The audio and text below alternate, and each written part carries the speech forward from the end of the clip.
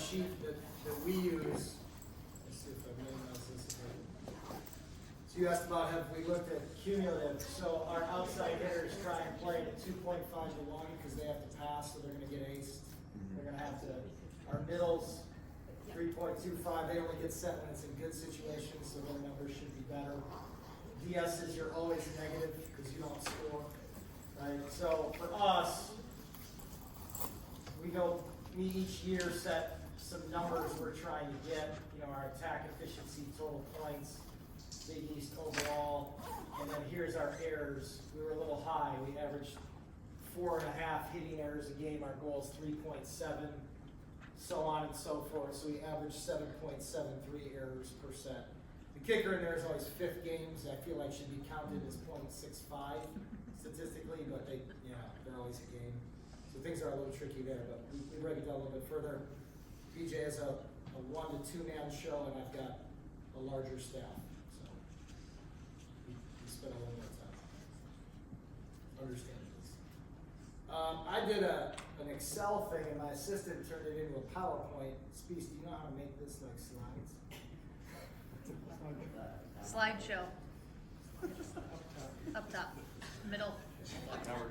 Or that too. 5, so yeah, perfect. I usually go a little too fast, but I think that's okay because I took 2 topics on this one, so I don't have my watch doesn't You're fine. work.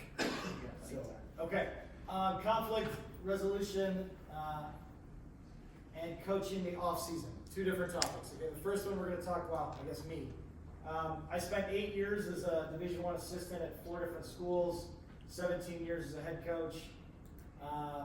I've learned a lot along the way. I always took from when I was an assistant things I really liked that the head coach did and things that I didn't like. And I kind of morphed that into what I wanted to be.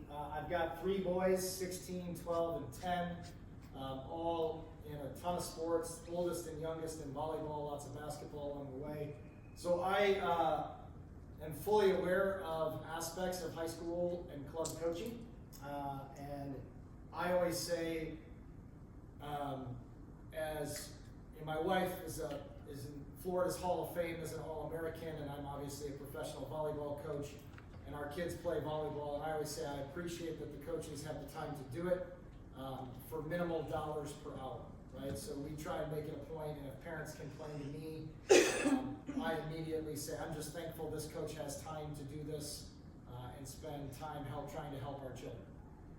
And so I think that's what a lot of parents miss in the world of parenting your kids. So that brings me to conflict management, right? And so I think your ability to manage conflict between yourself and parents and players, and probably most importantly, player to player, that's probably a huge part of your job, and I know it is mine. The way I like to describe it, I actually talk to the freshmen when they come in every year about this, is I say, you have to understand their spectrums, right? So if volleyball is your top priority, for high school, this is probably a bigger gap, would be my opinion. High school is my top priority. I want to play in college. This is my sport. I enjoy volleyball, but it's not the highest priority for me, or it's social, or I got into it when I was younger and I like being on a team. So you're going to have a pretty high spectrum. I'm obsessed with my boyfriend or girlfriend. I've never had a boyfriend or girlfriend. This is actually an issue for me with freshmen. I'll have a 6'4" freshman who's never dated a guy and a senior who's engaged, right? Those are totally different worlds, right? High school has some of the same. 4.0 is my top priority. I skip classes and get in trouble because of it, okay? I love to party. I'm scared socially and don't want to get in trouble. So those people just hang out with one person or no one. I would say my spectrum was volleyball as a priority, and I love to party. Those are my 2, and everything else didn't matter much, right? So social media is king. I'm not allowed to have a cell phone. I had Hope Word. She was a multi-time all-conference player. Parents wouldn't let her have an internet until she was 16. She's an amazing human being. I failed as a parent because I let my kids have it, and we try and limit it in some ways. So a lot of times disagreements are based on what you don't understand. We had a player go, I can't believe she's skipping class and failing out. She's going to be ineligible. This is like 16 years ago in Ohio. And I had to sit down and go like, listen, she doesn't care about her grades. It is not important to her. So you are not going to understand that. So if you have a kid missing volleyball practice because of a band concert, and that rubs somebody the wrong way, they just have to understand the difference in priority for that person. And that's not easy for coaches either, right? So the other one we use is, I'll take the freshmen, I'll pick them up the first day and take them somewhere, and I'll show them the steering wheel. And I'll use those same examples. This is, I love to party. This is, I'm scared of partying. This is boyfriends. This is never had one. And you tend to fit in with people who have the most dots near you. And if you have too many dots around here, you might not fit in. And you might not fit in for our culture. If things that are important to you aren't important to your teammates, you're going to get pretty far on the extremes of that steering wheel. And so, again, we're just trying to find, what causes this conflict, okay? So there are a few simple rules and ideas I like to apply. And this could have some typos and things, so I apologize. And I'm in Excel to artificial intelligence, converting it to something. So as a high school coach, well, I did this and you benched me, and she did this and it was okay, right? And kids and parents are going to attack you as high school students about that. I recommend things like policies, parent letters, team books, just to try and limit some of them, right? So if it's ever a question of fairness, this is written down. Okay, so you are suggesting blank is acceptable. I am not. That is not okay with me, okay? And last I checked, I am the coach and paid to do this. And what I always tell high school coaches they should say to parents is, I am the coach, I applied and was hired to do this job. The job was open. I don't know if you applied or not, but if you wanted to, you could have. Okay, but right now I'm the person here asked to do this. Okay? Your teammate did blank, and you are completely upset about it. Okay? That would go back to the last slide. Like, why does that make you so mad? Where are they on certain spectrums? Okay? You feel you are treating blank, but I don't think you know blank. Right? So just trying to, again, find the point. I always say, agree to disagree. Right? This is your opinion on this. This is the way this program views this. And I think if you can use some of those lines and get to some of those points, it helps a little bit. The other thing I learned as an assistant coach one time, I was in a meeting with a player. He was a very gifted player. I won't talk about what school I was an assistant at. And the player came in and had a legitimate gripe about something we as coaches did. And I sat there and I went, oh man, we screwed up. She's right. To which one of the other coaching staff members completely spun the conversation into all the things she had done wrong to cause this. We left that meeting, she left that meeting, and I said, I don't want to be in these meetings anymore. One of the coaches said, why not? And I was like, that kid just needed us to say, we might have made a mistake there, or we made a mistake there. And we are sorry about that. And we can try and be better at this. And I knew the kid. And she absolutely would have accepted that apology and moved on. And instead, she left that meeting and went, man, those guys are assholes. Right? And so sometimes you have to take a little bit of ownership in some of the things happening. Okay, did you prepare them with policies? Did you have a team book? Do they understand right and wrong from a teammate perspective? We can say things poorly. We have a similar, not as thorough as BJ's sheet on reporting, but are you tired? Are you fatigued? What's your fatigue level? What is your injury level or soreness level? And I went one day, 2 or 3 people, all of a sudden their numbers went through the roof and they were instantly limited at practice. And I was pissed because they had not reported anything, or they had reported high levels of soreness and got limited at practice by our trainer, but they hadn't been in for any treatment. And so I was like, you can't put, I'm an 8 and never go see the trainer, right? So I say this to our team, and then one kid takes it to heart because she was the one that did it, and she's in tears in my office. And I said, you're acting like it was directed immediately at you. And she's like, my major right now, I go from practice to internship interviews to this. So when I say I'm tired and I'm hurting, I literally did not have time to get any treatment. I said, did you indicate that to anyone? No. Well, I feel bad you were attacked. You were a factor, but we have 3 or 4 players that maybe aren't in your same situation and are doing a similar type of thing. So I'm very sorry you felt isolated. I can understand how you feel that way. That was not my intent. Okay, but realize I needed to make sure people are taking care of their bodies. Okay, I just wanted you to know. Okay, thank you. Now I'm sorry that I didn't grab the 4 individuals and say what's going on in your life, which BJ's probably better at me then. But at the same time, it addressed it, and again, I apologize after I took ownership, because I probably could have individually tried to find those 4 people and said, why is this? I didn't. I'll tell you this from a high school perspective, having the administration on your side is probably a good thing, because when you can't reach a level of agree to disagree, you might have to remove somebody. And my assistant LJ tells a funny story of Arnie Ball, who coached at Ball State for 40 years. Is that what he was? IBFW. And he said he was sitting there, there were young coaches, and they said, Arnie, this is not an appropriate thing, so please do not quote me out of context.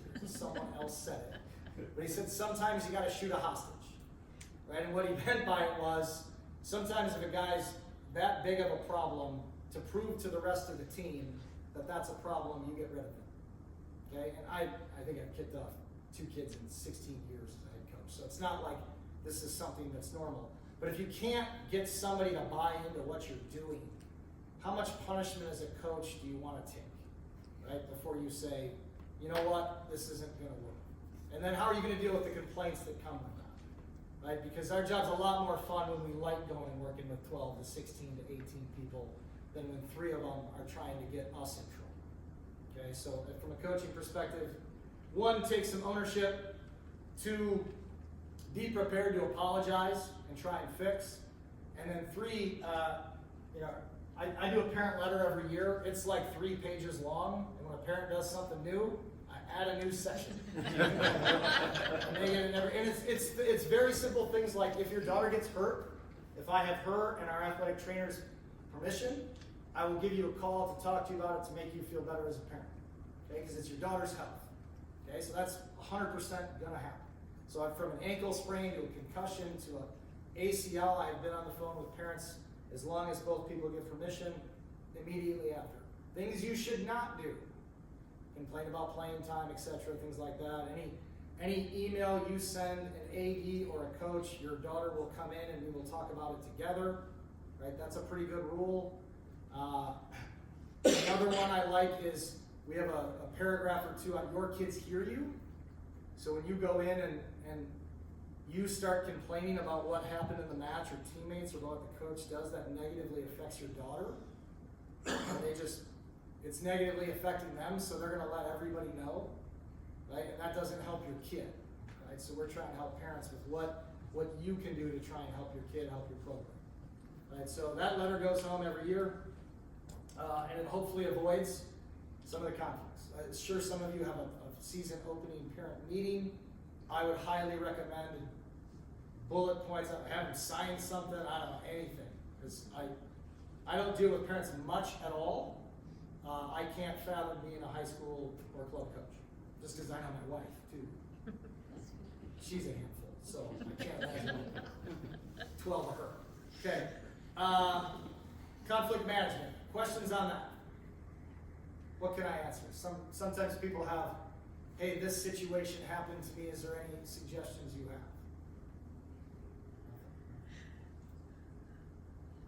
Okay, I'll move on. The other thing I was talking about is coaching the off season. Okay, and so I went to Middleton High School. Okay, Ben White was a couple years older than me. He was a longtime boys coach. Now he's a girls coach. And he was highly successful for 15 years. And he would, every 2 or 3 off seasons, he would come to me with a question. And be like, hey, I've got these 2 big guys, this guy with an arm, he wants to be in the middle, blah, blah, blah. And then a couple years later, it would be like, I've got this, this, this. And he would be looking for off-season suggestions for Middleton boys to be better the next year. And one of them was, I don't have a center. And I said, well, you got to have somebody that you think could. And he goes, these 2 guys. And I said, go to those 2 guys and say, I need one of you or both of you to go to Sports Performance Setting Academy for 10 days, 4-day camp, or these 3 camps because we need a starting center. And whichever one goes, that's your center. And that's exactly what happened. And the next year they were again in the top 10 in the state. Right? It's not that the guy was awesome, but they just literally didn't have one. So that kind of just brought my attention to high school coaches coaching in the off season is extremely important. Okay, and he doesn't work with them. He doesn't work with that center, but he gives guys guidance. So I actually called him before I was going to give this presentation and asked him some questions. But one thing I think I see a mistake of with high school coaches sometimes is, your fall season of volleyball is the most important 3 months of your volleyball job. Right? Some of you coach club and high school, some of you whatever, but that's really important to you. But do you ignore your players the other 9 months? Do you just say, go to Marquette team camp or Wisconsin team camp and we have a fundraising account that does that? And is that your off season as a high school coach? And if it is, that's okay. That's okay. You're not making $1 million, right? And it's not your full-time job and you have other things to do.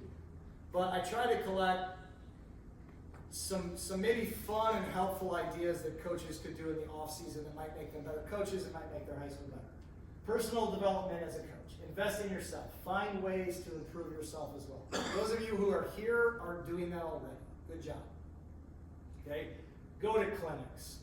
Things are very affordable in the volleyball world. A lot of times you can get booster accounts to pay for things like that, for growth and development. Tap into those resources. Invest in yourself. Grow, learn, assistant coach hires, things like that can be important to make you better. The other thing that I think is a completely untapped resource is coaches will open their door to you in the sport of volleyball or in other sport. If you introduce yourself as a coach, it is I'm making this up, 90% likely thing that the coach will let you come and observe. Whether it's a practice, a game, sit behind the bench, just introduce yourself in advance so it's not super creepy. And say, I would like to learn something. I will watch any sport of any coach that's successful and go try and learn things. I go to 2 Shaka practices a year at Marquette. I've been to Woj's, I've been to football practices, I've been to baseball practices. I go ask the coaches questions afterwards for efficiency. I love learning coaching. Obviously, it is my full-time job. Okay, so little things like that I think could be better. I do multiple events like this a year, probably across a couple hundred high school and club coaches. I open the door to any Marquette practice. Email me. I give you information on when we normally go. Email me again 2 to 3 days in advance, and I will lock out a perfect schedule for you. My director of ops will tell you where to park. We'll do whatever is necessary to help you learn the sport. And I probably get 2 a year. Probably around 1% of the people I offer that to taking me up on it. And some people might say, well, yeah, you're coaching 18 to 22-year-old studs, and I've got this. That does not mean you can't learn. I watch high-level football practices and learn things. Okay, so invest in learning if you want to be good. Okay, your post-season meetings. Okay, I highly recommend this. Meet with each player after the season is over. Okay, set goals for next season. What position, if a person was a 3 rotation left, do you want them to become a 6 rotation left? Right? If they killed 3 balls a game, but they made 3 errors a game, do we know that? Can we talk to them about that? What can you do to help us? I do this every year with our players. Hey, When you come back in January, we're going to have a plan for you based on 3 things you need to be better at by next year. We prioritize them. 80% of the time, this matters. 10%, 10%. We're going to focus these attentions on these 3 things. Okay? Have a vision. This goes back to the Ben White example. I've got 2 tall guys, I've got 1 guy who does this, and I've got this. This happens at the collegiate level. My 1 year I did not have an effective slide attacker, and my 2 best arms were my left sides. This was like 2012 or something like that in Ohio. So we actually moved our passing slot 2 feet back because our middles didn't run behind, and we wanted to increase the distance that other teams' middles had to travel to get to our lefts. Okay, so we worked on that slot an entire off season, and we're prepared for the next year. What do you have coming back?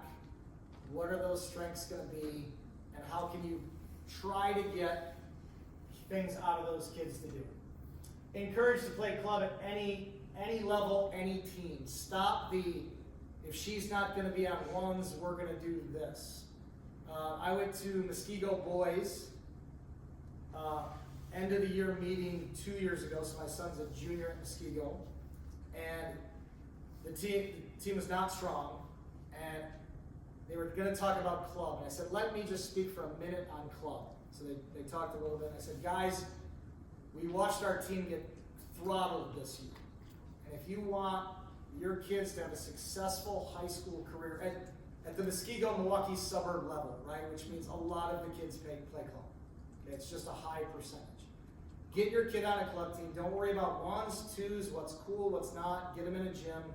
Get them playing.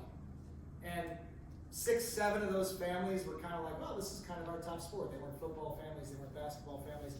So they committed to it. This year, Muskego just missed state with almost all junior starters. And I think they'll be pretty good next year. And I think in their high school program now, they're up to like 11 kids that play club. But if you can get them doing it, they might get bad coaching in club. They might spend too much money on it. But if they want to have a good high school experience, I highly recommend selling it as that. Go play club. You're not necessarily getting full scholarships. It's not going to happen. Sign up for Badger Region. Right, there's my plug. Okay. I get a bonus if I throw that. Yep. But do that, and your kids will play more. They will hopefully enjoy the sport more. They will hopefully have a high school experience. And not everybody's a Division I scholarship athlete. Okay, a very small percentage is. They want to have a good high school experience on a good team. It helps them with confidence, and it helps them with team. Okay, encourage club at any level. Off-season strength and conditioning. Case-by-case basis, do they need it? Are they a 3-sport athlete who does all kinds of stuff at the high school already? Probably not. If volleyball is their top priority, or that's their sport, do you have some form of strength and conditioning for them? I don't think, based on the multi-sport athletes many of you have in high school, that you can, just give a simple formula to everybody and say, do this. I think you've got it. If you've got 9 returners, you got to find out what they're doing in the off season. Can they get stronger? Can they get faster as they get older? 2, a calendar. I can speak with 3 boys that your summer calendar as a parent is absolute chaos, right? And so how do you make the most of a summer calendar? If you have kids playing club, are you asking them like what open gym times might work for you to be at some of them, at most of them? Understand player conflicts and schedules, and sometimes a need for downtime based on how many people do. Contact days, I think you get maybe 5, but when you use a third party, it's unlimited, right? So and I don't know these numbers, is a $3,500 check to go to Wisconsin team camp for 2 days, or 7 times the assistant at UW-Milwaukee, because you're in the Milwaukee suburbs, come into your gym and training your team based on ages and rules and things like that. Like what's legal? Satellite camps, things like that. Like what can be the most bang for your buck? How can you effectively use contact days and third-party days? Coaches will come to your gym, or they will open one up. They will do satellite camps. They will do those things. Satellite camps, in my opinion, we do about 5 or 6 a year, are huge bang for your buck. You can have in our example, you know, a Marquette coach and 3 Marquette players come to your gym 3 days in a row from 8 to noon, right? Since we're not paying for facilities, we're coming to you. That stuff can be really important for your team and really help develop kids. The other one is camp stuff. We do a boys camp every year as a team camp, and the feedback we got was, well, our best players at HP and can't be there, or our starting middle has this, so we can't come to your camp. I totally disagree. You know who your stud left is. Have everybody else go to camp and see who can do well when the lights are on them. Okay? Team camp, the results don't matter, right? So put them in environments to be successful. And then back to the strength and conditioning program. How's that working in the summer? What are you doing? And I don't know if this showed up, but I don't think you can have ridiculous expectations for them for 3 months and then leave them alone for 9. I don't think they're going to be brought into that. I think you need to give them an off-season plan. You need to touch base from time to time. You need to create a calendar. I get that creates more time, and it decreases your pay from $5 an hour to $3 an hour. I think you guys work extremely hard, and we appreciate it. But if you want to be successful, these are some tips. And then I think this is the last one. Yeah, using your resources. That's when I talked about camps, lessons, pros and cons. Getting the most bang for your buck. People are willing to come and help, and then find learning opportunities for yourself and even your team. Like teams can come watch practices. Teams can go watch other things. So those are just some tips on helping coach the off season and conflict resolution. I tried to blow through it quick. I think my timing's pretty good, which is before 2 o'clock. Is that right? Mm-hmm. What questions can I answer? Put my email on there if people want to hit me up about practice. What's kind of the process for you with players? So like, what would be you as the head coach with kind of obviously with an assistant staff and with support staff? Like, what is the process if you've got a player that has something that she wants to discuss with you from a conflict side? Like, are they coming straight to you? Is that coming through assistants? Like, how do you manage that? Yeah, no, conflicts come straight to me. If somebody mentions to an assistant or staff member, or we get wind of something bothering someone, we'll try and take one step further to learn more about what's bothering them. We might even ask like one of their good friends, like, hey, how is Meg doing with this? And they'll almost always go, she's bummed because of this, or she's mad because of that. And I said, listen, I'm not going to say, Jan told me you were mad about this, right? We're better at this than that. We're just trying to get a little more info if they're not coming to us and then asking them to stop in. So door is always open. If we have a rule as male, if you need the door closed, we can either record this conversation or you can bring in Abby or Ellie to come and join us for that meeting. But otherwise, if they're comfortable with the door open, but any conflict, come in. And they also, I probably get 2 a year that come into me with concerns about a team. Like, hey, this person, because we talk about often in the, like if I did a team culture presentation, that would come up more, but misery loves company, right? So I always use the example, and they laugh at it, but it's very true. Like, I think Ryan sucks. Oh no, I really like Ryan. I think Ryan sucks. I like Ryan. I think Ryan sucks. Me too. We're best friends. Right? And so misery loves company. So we talk about when you notice a teammate looking for that spiral negative, please come in and tell us. We don't want that. Like, it might be completely their fault that they're going into a negative and they're in a bad mental spot. But that's not what we want.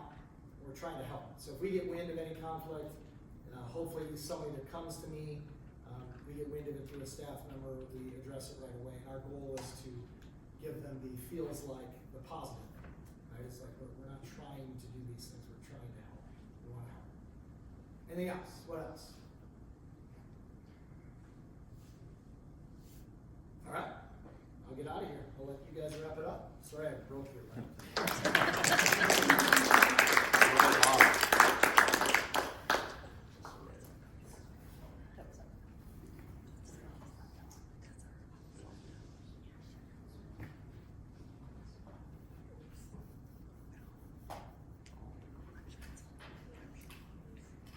For the last segment, most of you probably saw on the flyers or social media ads that we were supposed to have Dr. Jenny Johnson from USA Volleyball with us. Unfortunately, her travel plans got derailed and she was not able to join us, but she did set up a video for us. We're not going to watch the whole thing, it's about 20 minutes long, but we'll let her give kind of a quick introduction, and then we will certainly share this out with everybody later. I'm Jenny Johnson. I'm the Director of Education Services for USA Volleyball. I'm so glad you're here today. Congratulations on all your successes. I'm here to talk to you today a little bit about what USA Volleyball can offer you as a coach. So let's get started.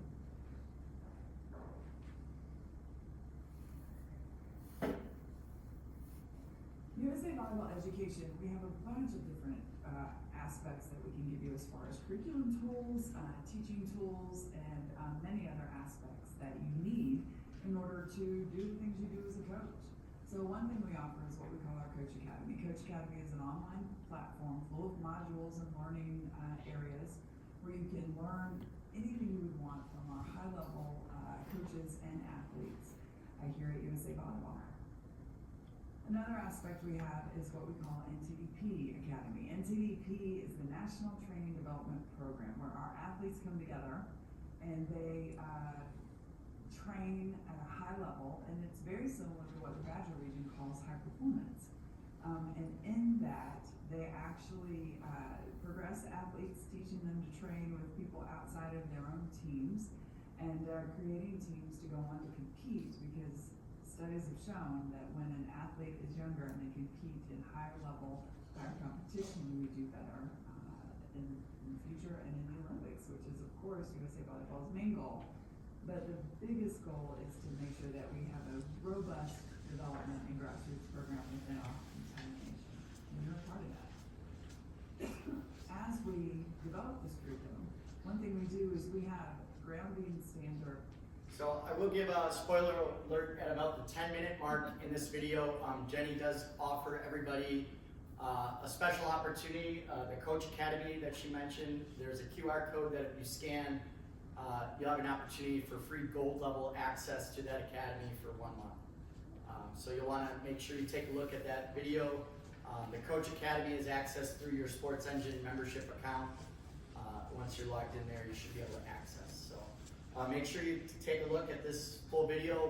We'll send it out once we're done here today and this weekend. And sorry again that Jenny wasn't able to join us, but a special thank you to both BJ and Ryan Theis for joining us today. Appreciate your time, and thank you guys all for coming out. And we'll be looking to do a lot more in person, as well as sharing our other resources like the Art of Coaching Volleyball, our partnership with the ABCA, and anything we can do to help coaches get better. So thanks for being here today. Edit out the shoot the hostage part.